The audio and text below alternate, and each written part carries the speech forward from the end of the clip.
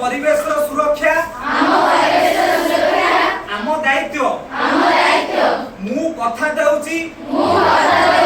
मोर आउ मो परिवार अड़िया कुंडेरे फिंगिबी सफा सुतुरा सबुठी रखिबा सुस्थ सुरक्षित होई बंचिबा निज हाथ पहुंचर अड़िया खातेरे फिंगिले बढ़िया मु कथा देउची बाजार को गले घरर बैग नहीं की जीवी मु प्लास्टिक को व्यवहार रे ह्रास करिबी मु प्लास्टिक को अधिक रु अधिक पुनः व्यवहार करिबी मु